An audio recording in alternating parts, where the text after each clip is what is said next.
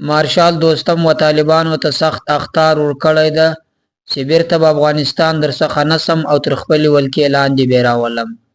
مارشال دوستم ویلي که چیرې نړیوال زموږ ملاتړ وکړي په 10 یا 15 ورځو کې به طالبان له سبزک کوتل څخه تیر کړم او افغانستان به تر خپلې ولکې لاندې راولم. یو ځل به بیا په افغانستان کې د پخوا په شانتي جمهوریت راولم.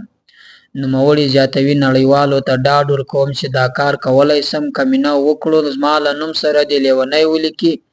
مارشال دوستم په داسې حالت کې وایي چې د جمهوریت حکومت د سقوط پر وخت مارشال دوستم او عطا محمد نور بلخ کې یو ځای سول او د طالبانو پر ضد یې مقاومت خبره وکړه، خو په اوله شپه د چورلکې له لارې ازبکستان ته وتښتېدل او بلخ د طالبانو لاس ته ولوېدی.